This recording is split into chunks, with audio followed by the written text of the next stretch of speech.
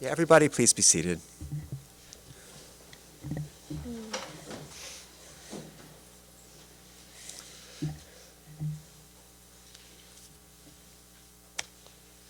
So there's a very important mitzvah which is encapsulated by the words kavod hamet. When somebody passes on, we are supposed to offer prayers and reflections that honor the individual. Sometimes that can be challenging, but in Allan's case, the kavod, the honor, and the ahava, the love, are going to flow very freely from everybody who had the pleasure of knowing him. This was somebody who really engendered a great deal of love and respect, and we're going to be hearing about that over the course of this ceremony. I'm Rabbi Howard Stecker. I am so honored to be here with you, Marilyn, and with your family, and with your many good friends. I'm honored to be here with Chazan Rafi Frieder, who will be chanting as part of the ceremony. And I am also honored to be here with friend and colleague Rabbi Jordan Milstein, who is a dear friend of the family and who grew up in these parts and has come to join the family and to bring his love and his tribute. So he's going to begin by sharing some words and some prayers in Allan's honor and in his memory.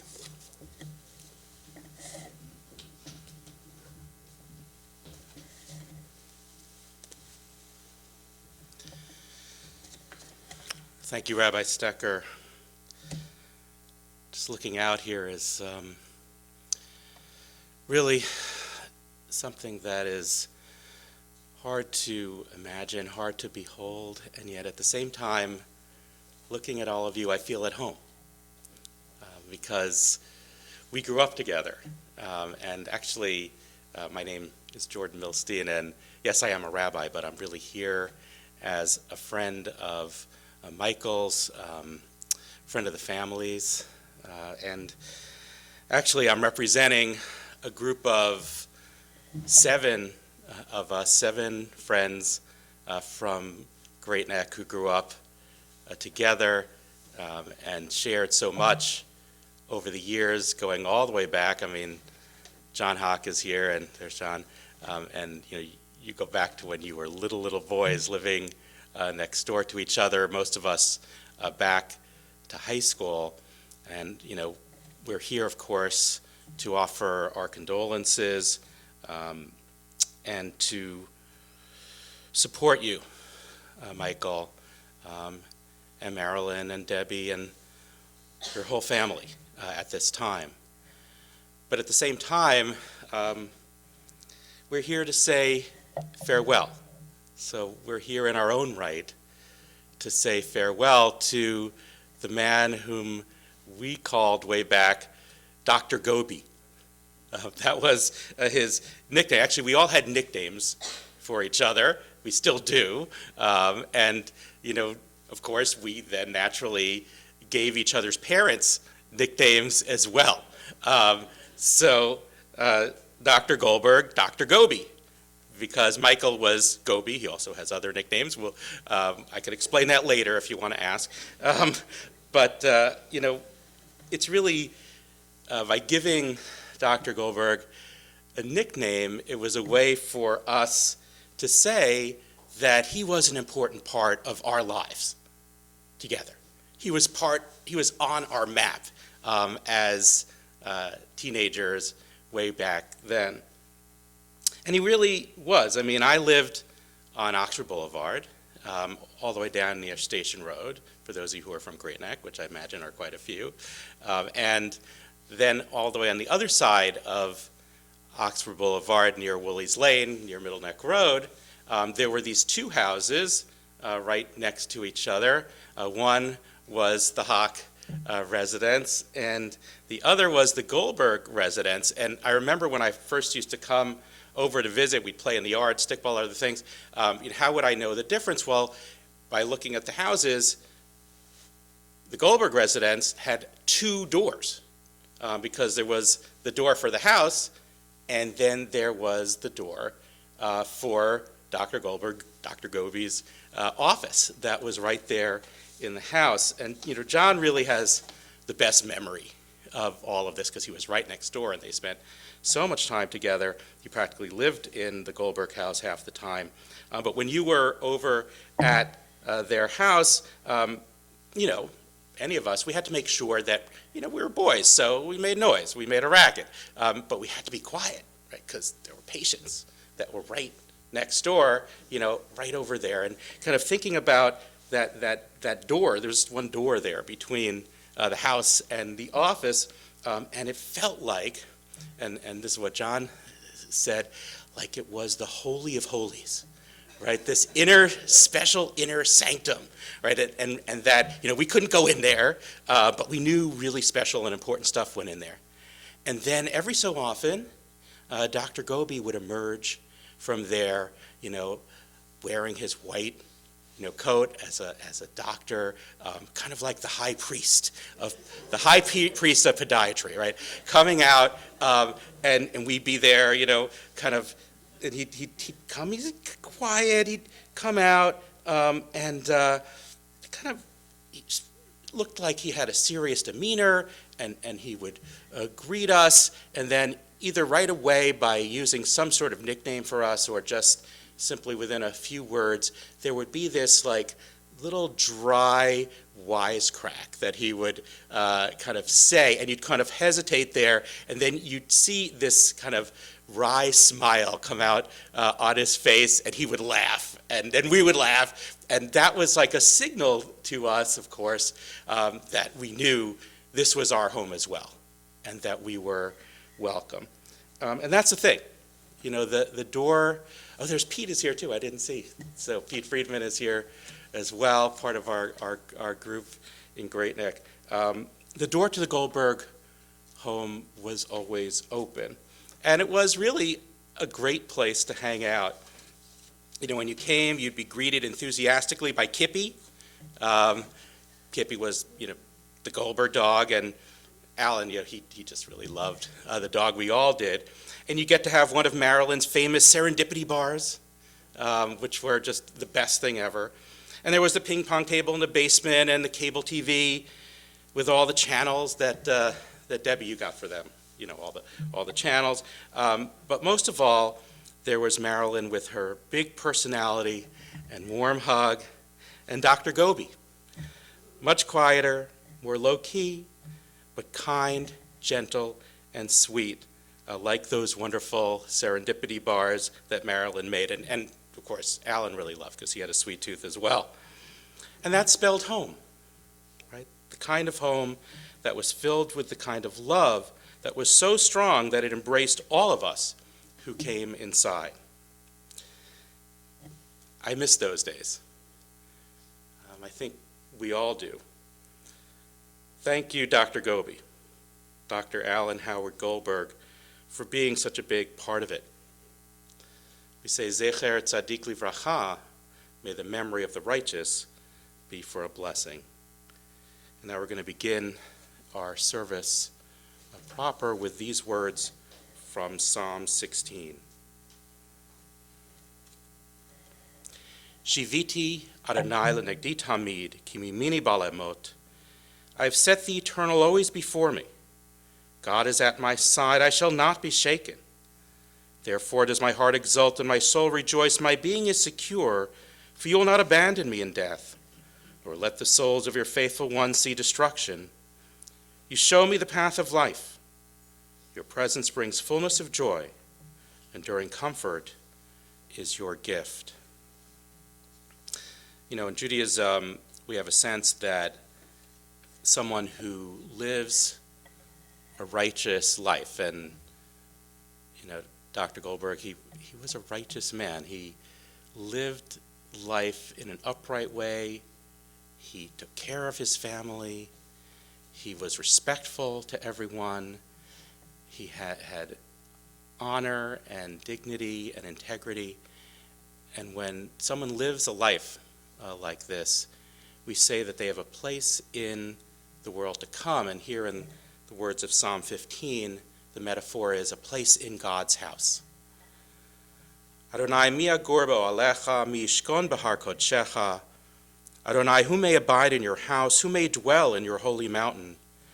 Those who are upright, who do justly, who speak the truth within their hearts, who do not slander others or wrong them or bring shame upon them, who scorn the lawless but honor those who revere God, who give their word and come what may do not retract it, who do not exploit others, who never take bribes. Those who live in this way shall never be shaken.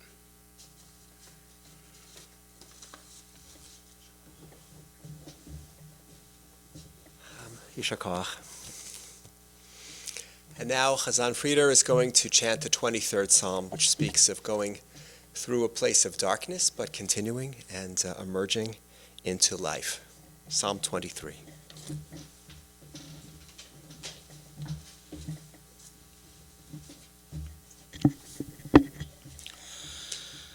מזמור לדוד, אדוני אלוהי לא אחסר, בנור דשא ירביצני, על מי מנוחות ינעלני. נפשי ישובר, נפשי ישובר,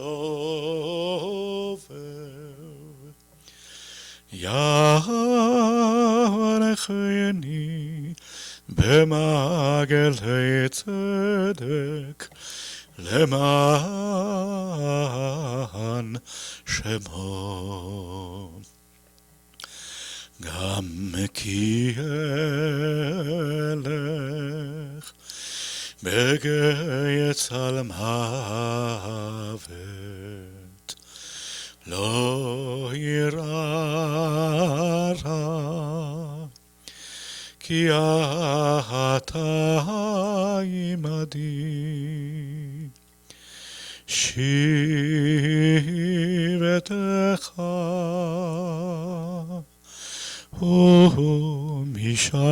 ומשענתך, שבטך ומשענתך, המה ינחמוני. תערוך לפני שולחן, נגד צוררה. נשענת בשמן ראשי, כוס ירב הים.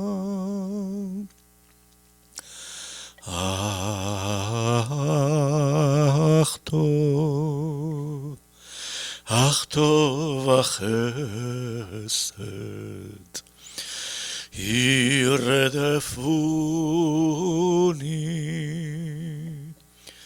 כל ימי חיי,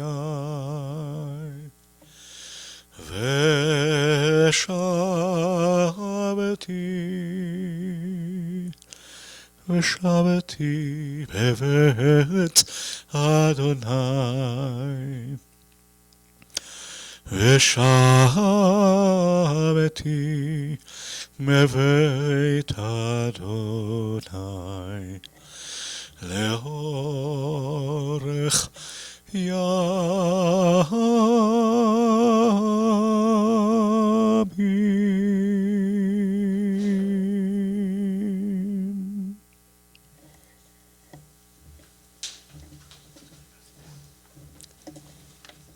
A Psalm of David. The Lord is my shepherd, I shall not want. God makes me lie down in green pastures, leads me beside the still waters, restores my soul, guides me in straight paths for his name's sake. Though I walk through the valley of the shadow of death, I fear no evil, for you are with me. Your rod and your staff comfort me. You prepare a table before me in the presence of my enemies. You have anointed my head with oil. My cup overflows. Surely goodness and mercy shall follow me all the days of my life, and I shall dwell in God's house forever. This time, we're going to hear some reflections from Allan's grandchildren, Leah and Daniel, followed by his son, Michael.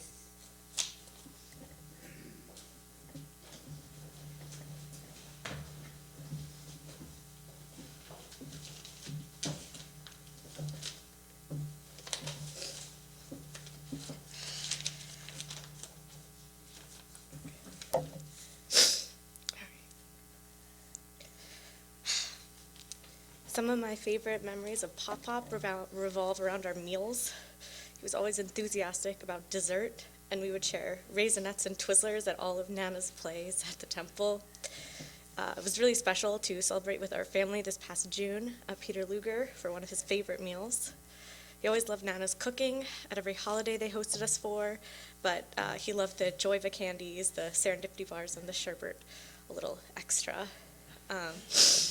One of my favorite memories is helping Nana get cookies out from a special hiding spot in the back of the closet, behind the jars and the tissue boxes, so Pop wouldn't eat them all before we came over. When we took them out, he was so surprised they'd been in the house, and he made sure to watch us to see where they went after dessert. The last time I visited Pop was over Hanukkah. We played dreidel, and Pop spent 20 minutes just opening up the gelt and eating it before dinner. I've been lucky to have my grandparents so involved in my life and so close by. Pop came to all my birthdays. We celebrated all the Jewish holidays together, played board games, and laughed until we had tears, and had sleepovers at the apartment. He and Nana came to every concert in middle school and high school. One of the first places I ever drove myself was to visit Nana and Pop. They even babysat me when Daniel was born. Nana and Pop took me into the city to see a Broadway play for my birthday one year in high school, and for my 21st birthday, Nana and Pop took me out for a meal at a new restaurant just so I could order a glass of wine. Every time I came back from college, I would go through all the photos I took for the semester with Nana and Pop, and they always told me about their travels and experiences together. Pop was always so invested and interested in my schooling throughout the years and kept me sharp. He would ask about all my classes in college and medical school and relate them back to his experiences in podiatry school. He gave me his copy of Grey's Anatomy when I started medical school, and he made sure to go over the foot anatomy with me, quiz me over the summer. We spent a lot of time talking on the phone together about medical school and the medical system and how it had changed. And he always made sure to ask me about every exam and call and check in afterward just to see how it went. He also deeply loved his grandpets. Shayna, our dog's favorite place in the house, was next to Pop on the couch. And he always made sure to ask about my cat on FaceTime so he could tell her she needed to go on a diet. I feel very lucky and very blessed to have had such a close relationship with Pop that grew and evolved with me. From Stepping Stone Park to Brisket on the Jewish holidays to medical school, Pop has always been there with me through it all, just a short drive or phone call away, and he's been so invested in everything that I do. I'm going to miss him a lot as I move forward in life and I hit new milestones and make new memories I know he would have loved to be here for.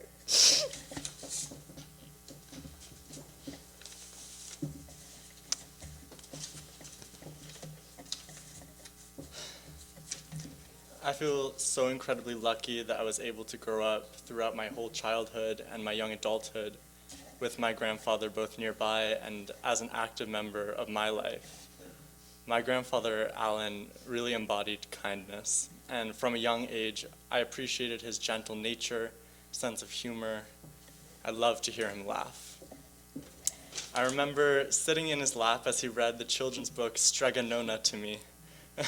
When he finished, I begged for him to read it to me again, and as he read it to me a second time, I was equally as elated as the first, and maybe a little more. He finished the last line once again and glanced down at me. I, of course, was looking up at him with pleading eyes, and we ended up reading Strega Nona maybe 4 or 5 times that day. We both thought it was the funniest thing, and I'll never forget the way we laughed together. Our shared moments of humor continued even towards the end of his life. He was in the hospital a few years ago, delirious and falling in and out of sleep, and I remember staying the night with him. He turned to me and with a straight face told me he saw a chicken running around the room. And delirious myself, I checked for the chicken under the sink, under his bed, behind the curtains. He swore to me there was a chicken running around the room. I spent an embarrassing amount of time believing him. I never did find the mysterious chicken, but when he recovered, we both laughed back at that moment. I'm not sure he ever truly stopped believing it was there that night. My grandpa, or Pop-Pop as me and Leah called him, always was a genuinely interested person in our lives and the lives of his loved ones. He was a kind face in the audience at my piano recitals and my school performances. And as I grew older and went through high school and into college, we called consistently and stayed up to date on each other's lives. As my grandmother performed in her plays with the Temple Israel Players through the years, he was her #1 supporter. I know if she ever needed an understudy, he probably knew all of her lines by her performance. They were a team. I loved to sit in the audience with him to watch her and see the love and pride in his eyes as she performed. His connection to my grandmother was special. Still is. I loved hearing the story about my grandmother sending him candies when the two of them were young and far apart, only for him to discover they had been eaten by mice when they were stashed away in his drawer. My grandmother calls that his famous story. They were incredibly devoted to one another, and I admire the way they loved one another and the way they loved me. I inherited my grandfather's sense of humor, curiosity about the world, and maybe most importantly, his sweet tooth. I feel so incredibly blessed to have grown up with a man who genuinely cared so much for his family and always made me feel so safe, calm, and at peace. I will always love him so much. I will miss the big moments and the small ones, sitting in the audience of my grandma's shows while I slipped him a Junior Mint or Raisinette, talking with him about how my exams were going, watching the news and talking about the state of the world, playing board games on holidays and hearing his chuckles. I'll never forget the way they sounded. May his memory be a blessing.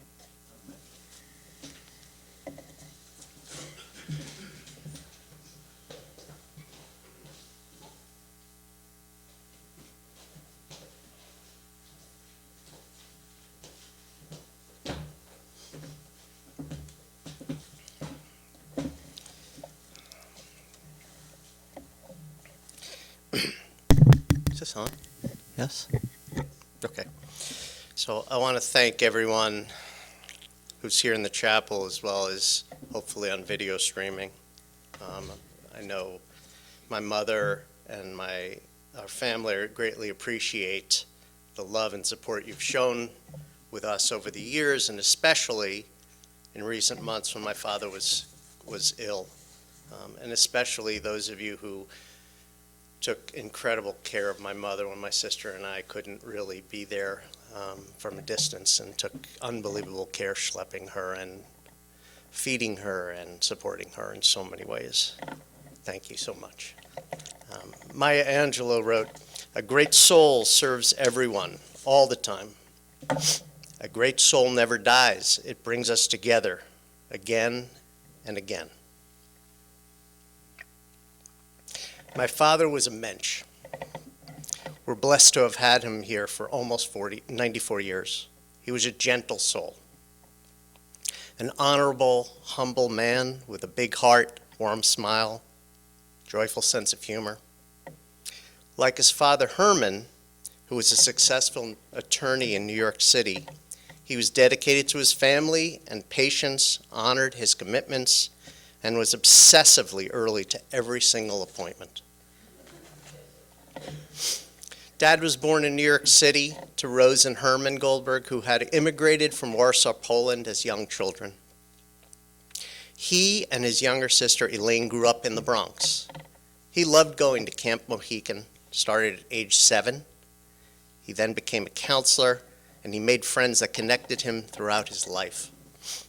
After graduating from DeWitt Clinton High School in the Bronx, he attended the University of Arkansas, where many of his friends had never met a Jew before, and he represented so many of us in the United States diaspora. He then got his master's in arts and education at NYU, and after 2 years of teaching high school biology, he went on to get his podiatry degree and ran his own practices in New York City and Great Neck for 45 years. Dad had personal relationships with all of his patients. Those who knew about his serious sweet tooth that you've heard about, they baked him cakes and cookies and he brought them home to share with our family when my mother wouldn't hide them. I thought that was normal, that's what doctors did, and in those days, that's really how it was. I remember as a little boy sitting in that office in our house, watching him treat his patients with great compassion. He inspired me to contemplate a career in healthcare, and most importantly, how to treat people with respect. He and Mom were married just about 70 years.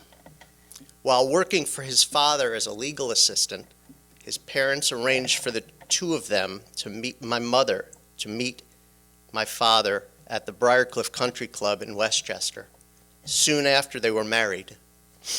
After 3 years in the Air Force, they moved to Great Neck, where they lived more than 60 years. They enjoyed traveling, dining, playing bridge, going to theater, and most of all, spending time with family and grandchildren. I remember that when my father went to the hospital for heart surgery in 1998, that they remarked that they had not spent one single night apart until then, since they were married. As my mother said recently, while the relationship wasn't perfect, they always said sorry to the other, and they never went to sleep angry. I loved my dad's sense of humor and silliness.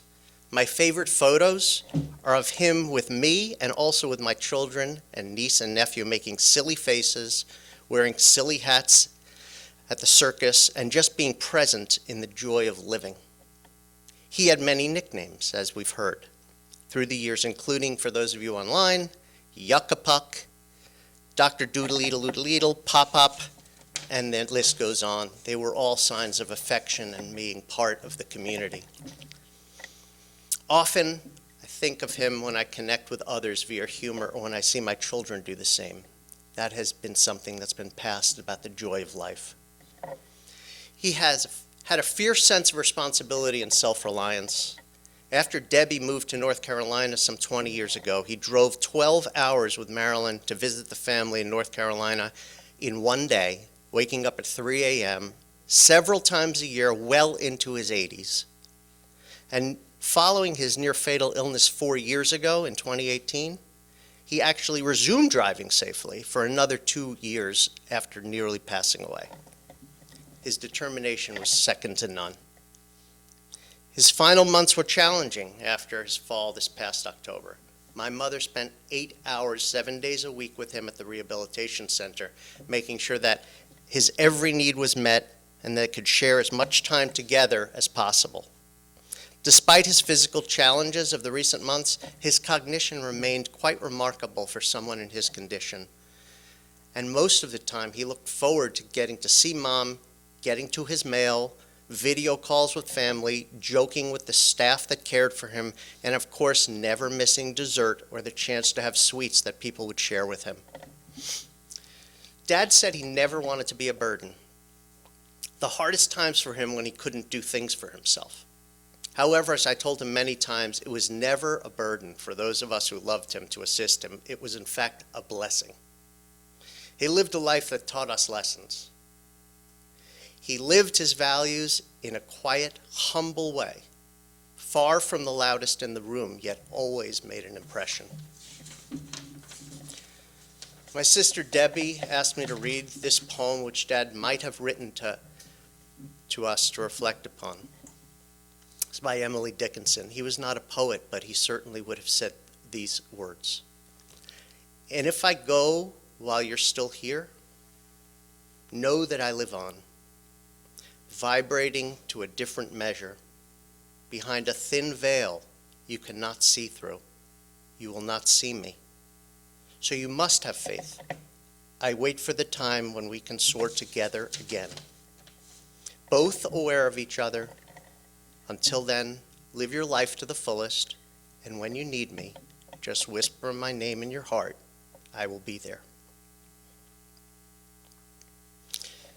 We will miss you, Dad. We love you.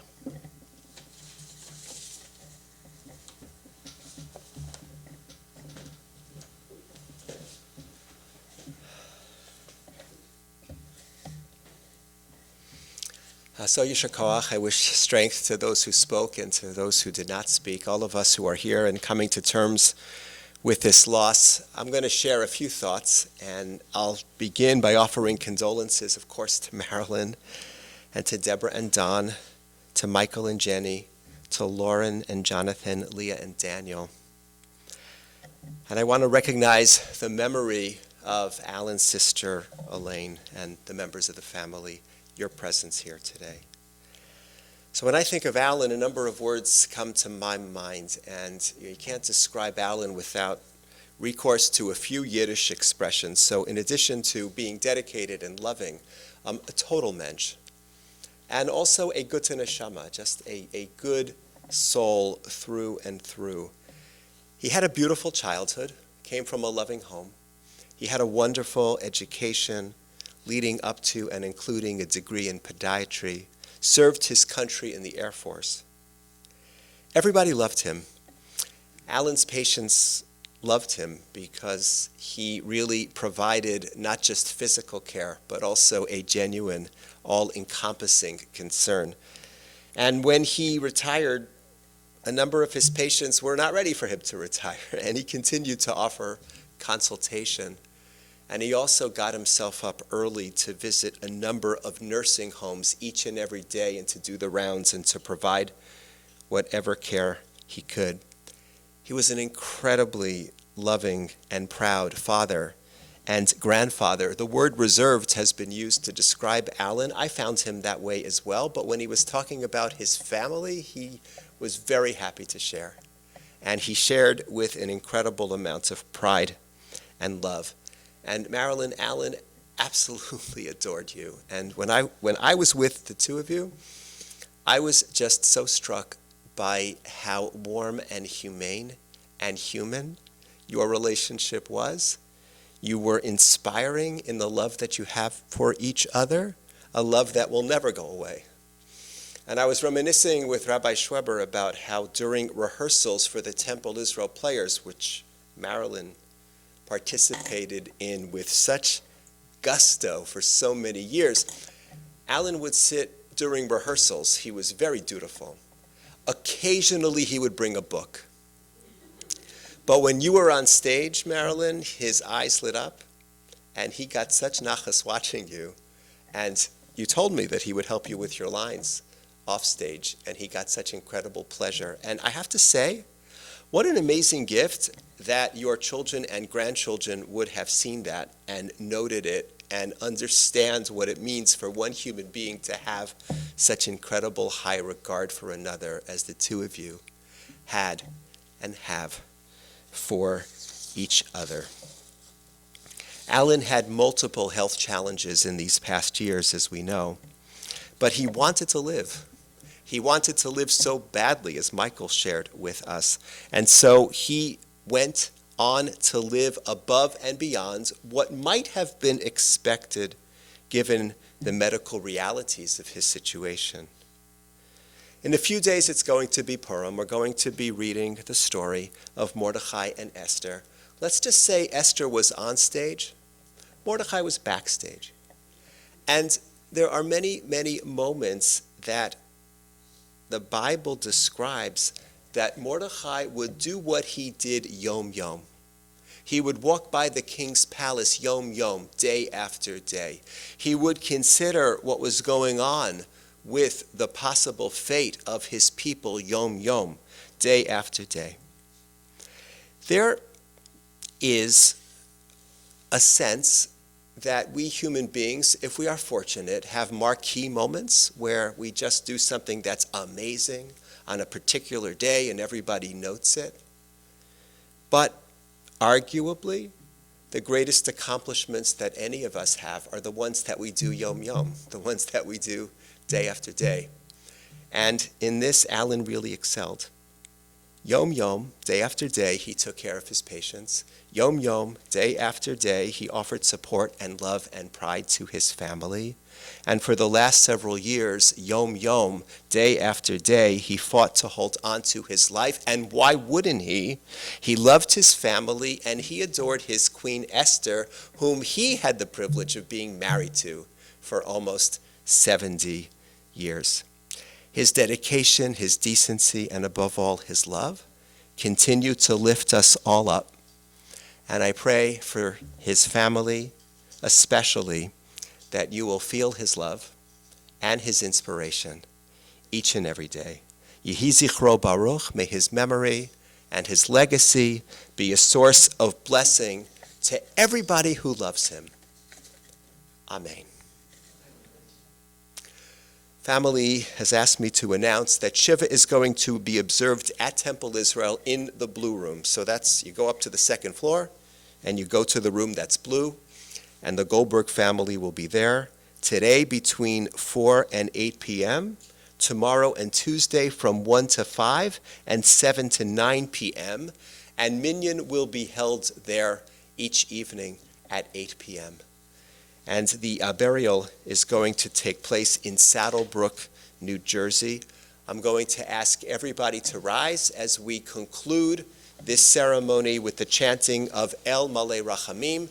Chazan Frieder will chant the memorial prayer.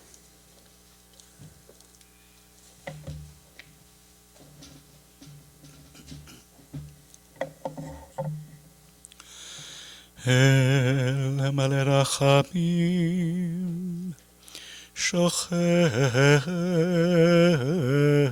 במרומים, המצא מנוחה נכונה,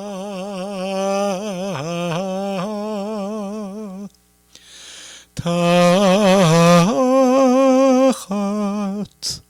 כנפי השכינה.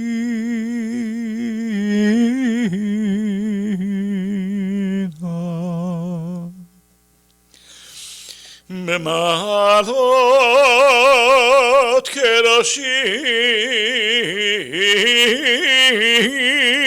ודהורים,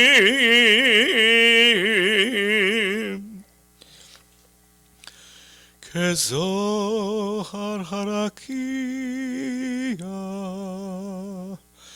מלהירים.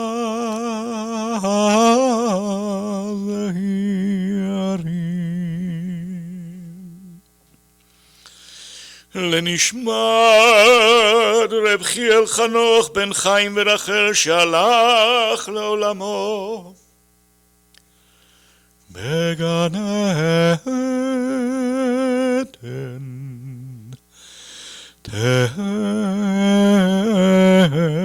מנוחתו. אנא בעל הרחמים, אז תראהו בסתר כנפיך לעולמים.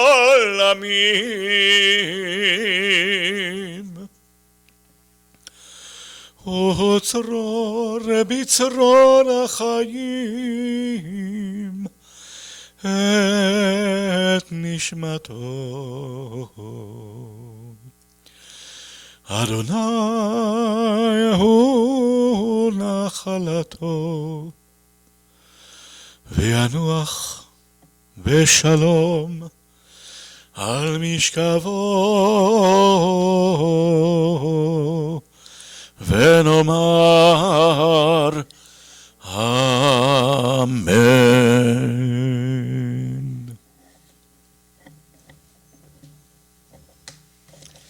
Exalted, compassionate God, we ask you to grant infinite rest in your sheltering presence among the holy and the pure to the soul of Dr. Allan Goldberg, who has gone to his eternal home. Merciful One, we ask that he find perfect peace in your eternal embrace.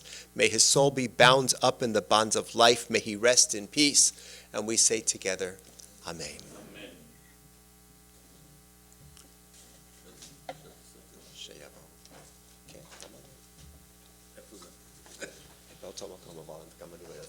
זוכר. Okay, ladies and gentlemen, we're going to follow out behind the family. שם. Family can exit first. The interment will be at Riverside Cemetery in Saddlebrook, New Jersey. If your drinking habit does come up good in GPS, then just check. Riverside Cemetery. Please put your hazard lights on. You can follow behind the hearse and the family cars as well. Wait, Michael? Yeah. Are we moving the? Oh, you should go behind. Yes. Yeah. Okay. Okay. I thought, yeah. That's what we usually do. Okay, the family will walk along. Yeah, we'll walk behind the guests. Sorry, no problem. יושב בסתר רגע בצל שדי תונה אומר לאדוני מקסים צורתי אלוהי יבטח בו כי הוא יצילך מפח יתפקידה ברמות עברתו יצאת למתח חתינתיו תחסד גינת